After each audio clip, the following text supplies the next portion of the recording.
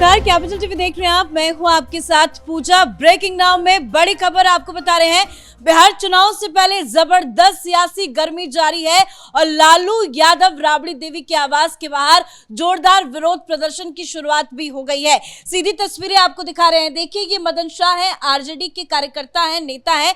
इनको टिकट नहीं मिला है, जिस वजह से ये नाराज होकर लालू राबड़ी के आवास के बाहर पहुंच गए और इन्होंने इतना ज्यादा गुस्सा दिखाया कि कुर्ता भी फाड़ लिया और सड़क पर जमीन पर लेटकर विरोध करने उतर गए। जमकर नारेबाजी भी इनकी तरफ से की गई है और इनका आरोप है कि इनको फोन करके 2 करोड़ से ज्यादा की रकम मांगी गई, लेकिन ये नहीं दे पाए तो इनका टिकट काट दिया गया। तो टिकट बंटवारे को लेकर तो पहले से ही आरजेडी में बवाल मचा था, लेकिन अब नेता, कार्यकर्ता, प्रत्याशी सड़कों पर उतरकर विरोध प्रदर्शन कर रहे हैं। इसी बीच 2 बड़ी ऐसी खबरें आई है जो महागठबंधन के लिए बहुत बड़ा झटका है। जेएमएम ने महागठबंधन से किनारा कर लिया है। वो अपने 6 प्रत्याशी को अकेले चुनावी मैदान में उतारे हैं, तो वहीं पारस गुट भी अलग हो चुका है। तो चुनाव से जुड़ी लेटेस्ट अपडेट आपको बताएंगे। मेरे साथ जुड़े हुए हैं कैपिटल टीवी के editor in chief doctor Manish Kumar. Sir, इस तरह का विरोध प्रदर्शन हो रहा है, कुर्ते फाड़े जा रहे हैं, जमीन पे लेटा जा रहा है, देखिए वो रो भी रहे हैं फूट फूट कर। क्या वजह है? क्या वाकई में पैसे मांगे जा रहे हैं, उसके बाद टिकट वितरण किया गया? ये तो यही बात कह रहे हैं। मदन शाह जो बातें कह रहे हैं पॉलिटिकली कितना डैमेजिंग है तेजस्वी यादव के लिए, इस पे मैं आऊंगा। लेकिन एक बहुत बड़ी इनसाइड खबर मैं आपको बता दूं। तेजस्वी यादव ने यह ऐलान कर दिया है, आरजेडी वालों को यह खुली छूट दे दी है कि जहां जहां कांग्रेसी या गठबंधन का कोई दूसरा उम्मीदवार है, जम के हराओ इन लोगों को। कोई माने मतलब नहीं है। इन लोगों ने मेरे सपने पे इन लोगों ने कुठाराघात कर दिया।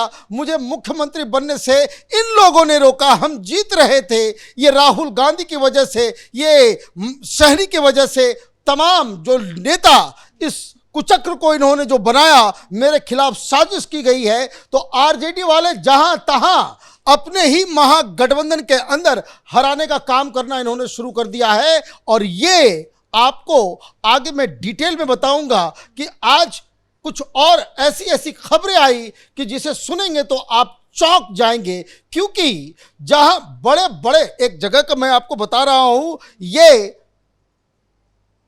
एआईसीसी के सचिव हैं तौकीर आलम, उनको, उनके खिलाफ, वो कांग्रेस के प्रत्याशी, महागठबंधन के प्रत्याशी हैं प्राणपुर से, और उनके खिलाफ इशरत प्रवीण को तेजस्वी यादव ने सिंबल दिया है कि जाकर के हरा के आओ। गौरव बौराम के अंदर मुकेश सहनी का भाई, वो खुद लड़ने वाला था, मुकेश सहनी का भाई संतोष सहनी लड़ रहा है। बाकायदा अजहर अली को तेजस्वी यादव ने टिकट दे दिया, कहा लड़ो, हराओ सबको। इस तरह की और भी मैं लिस्ट लेकर के आ रहा हूं, कम से कम 15 इस तरह की सीटें, सबकी मैं डिटेल दूंगा। लेकिन अभी तो चल रहा है ये मदन शाह की कहानी। बाकी की कहानी पे मैं आऊंगा। मदन शाह क्या कह रहे हैं? वो ये कह रहे हैं कि तेजस्वी यादव बहुत ही बदतमीज किस्म के नेता है, ये किसी से मिलते नहीं है। मिलने जाओ तो वो संजय यादव मिलता है, हरियाणा वाला। वो तो संजय यादव का ही नाम ले रहे हैं कि उन्होंने ही पैसे। यादव जो है वो टिकट बेच रहा है, 2 करोड़ 60 लाख रुपए का ये आरोप। लेकिन सबसे बड़ी चीज क्या है, ये कह रहे हैं कि लालू यादव ने इनको आश्वासन दिया, मीसा भारती ने आश्वासन दिया। मीसा भारती ने कहा कि जाकर के आप तैयारी कीजिए, लड़िए। इसने अपनी जमीन बेच दी, इसने सब कुछ कर दिया। ये क्यों फाड़ रहा है? और ये क्यों? क्योंकि ये कह रहा है कि तेली समझ करके मुझे नहीं दिया गया टिकट। और ये पॉलिटिकली डैमेजिंग इसलिए है कि इसका मतलब है कि ओबीसी के, देखिए बनिया के अंदर तेलियों की जो संख्या है वो सबसे ज्यादा है। सबसे ज्यादा बनिया के अंदर कोई संख्या है तो वो तेलियों की है। और आप उसकी जाति के नाम पे आपने उसका टिकट काट दिया, जबकि आपकी ये बता रहे हैं कि जब 90 से लालू यादव के साथ है, इसने जमीन बेच दी, सब कुछ अपना जो है पार्टी के लिए न्यौछावर कर दिया। और टिकट जो है बेच करके किसी और को दे दिया गया, तो ये कपड़े फाड़ करके विरोध कर रहे हैं, रो रहे हैं। और ये इस तरह का रोता हुआ, जिसको कहते हैं ना कि अंदर से ये आह इसकी निकल रही है और ये श्राप दे रहा है कि तेजस्वी यादव अब कभी भी मुख्यमंत्री नहीं बन सकता। ये कोई नाटक नहीं कर रहा। जिस तरह से ये सड़क के ऊपर छटपटा रहा है, तस्वीरों में आप देखिए कि वो अंदर जाने की भी कोशिश करते नजर आए, हालांकि सिक्योरिटी ने उनको पकड़ के बाहर किया। कौन है? और ये कह रहा है कि देखिए किस तरह से उसको खींच के भगाया जा रहा है, ये भी तस्वीरों में आप देख सकते हैं। वो मिलना चाहते हैं, बात करना चाहते हैं, वो कह रहे हैं कि मेरे साथ अन्याय हुआ है, लेकिन कोई बात करने के लिए भी मिलने के लिए तो उसने बताया कि मिलने का तो कुछ, ये बात सही है। देखिए कैपिटल टीवी पे पिछले 1 महीने से जो बातें हम लोग महागठबंधन के बारे में कह रहे थे, घटनाओं के साथ साथ, समय के साथ साथ, वो तमाम हमारी एनालिसिस, वो तमाम हमारा एजम्पशंस, वो सब बिल्कुल सही साबित हो रहा है। ये अकेले रोने वाले नहीं है, ये अकेले रोने वाले नहीं है। एक कोई उषा देवी है, वो भी बाहर रो रही है। उनको भी आश्वासन दिया था कि टिकट मिलेगा, वो मेहनत कर रही थी अपने फील्ड के अंदर। ये 12 चट्टी की है, टिकट देने का समय आया, समता देवी को दे दिया गया। लीजिए, वो भी रो रही है, वो भी श्राप दे रही है। आप इस तरीके से नेताओं का टिकट मिलना, भाई एक कंस्टिट्यूंसी में एक ही नेता को टिकट मिलेगा, ये बात सही है। लेकिन जिसको आप टिकट, जो मैं बार बार इस बात को कहता हूँ, पॉलिटिकल पार्टीज को इस पे ध्यान देने की आवश्यकता है। जिसको टिकट मिला उसको तो आप डांट सकते हो, उसको तो आप कुछ भी कहोगे, वो यस सर करके खत्म कर देगा। लेकिन जिन्हें टिकट नहीं मिला, उसको आप कैसे अपने साथ बना करके रखते हो, यही लीडरशिप की पहचान और यही उसकी परीक्षा होती है। यहां क्या हो रहा है? यहां आपस में युद्ध चल रहा है। ये कांग्रेस पार्टी का अध्यक्ष राजेश राम, उसका एक ऑडियो आ गया बाहर, ऑडियो बाहर आ गया।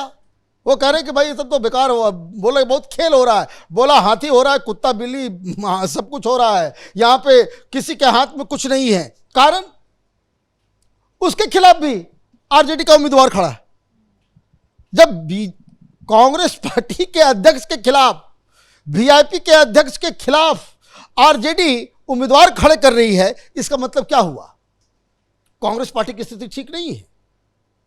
वो जाले जहां से प्रधानमंत्री मोदी की मां को गालियां दी गई, उस कंस्टिट्यूएंसी में किसी ऋषि मिश्रा को टिकट दे दिया। भाई कांग्रेस वाले सारे 40% मुस्लिम्स हैं, और वहां जो मशकूर उस्मानी जो था, जो पिछली बार चुनाव लड़ा था, वो ये कह रहा है कि ये ऋषि मिश्रा तो पूरा का पूरा खानदान बीजेपी में है, उसको आपने टिकट दे दिया और 40% मुसलमानों को आपने जो है दरकिनार कर दिया। तो फिर क्या किया जाए? तो ये एक और प्रॉब्लम है। एक और जगह है आलमनगर, यहां राजद वर्सेस वीआईपी, जो गौरव बोराम की कहानी है, यह आलमनगर की भी कहानी है। वहां नवीन कुमार,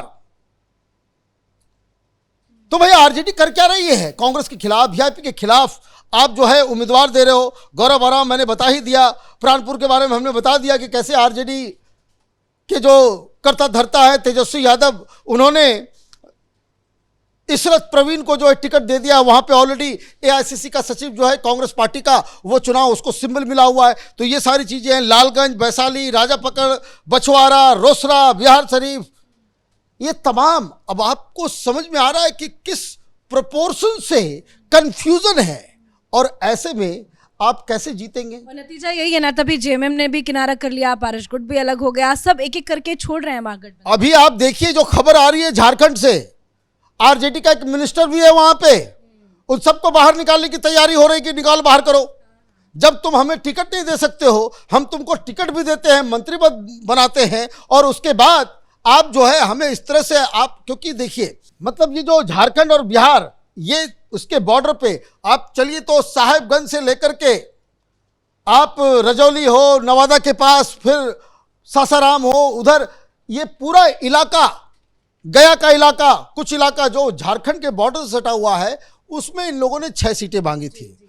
अब वहां पे ये खड़े हो जाएंगे, कुछ तो है उनका, नहीं जीतेगी ये जेएमएम, लेकिन 8-10 हज़ार वोट तो लेकर के चली जाएगी, ट्राइबल पॉपुलेशन है उधर।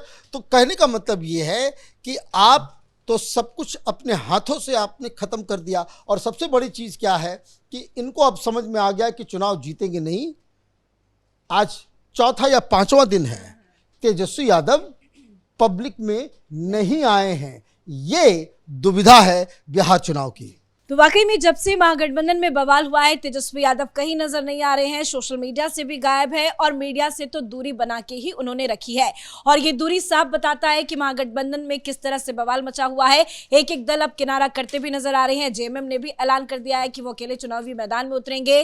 पारस गुट भी अलग हो चुका है और तो और टिकट बंटवारे को लेकर आरजेडी की लड़ाई भी अब खुल के सभी के सामने आ गई है। तो इस बड़ी खबर में मेरे साथ फिलहाल इतना ही। कैमरा पर्सन रवि के साथ मैं पूजा, कैपिटल टीवी।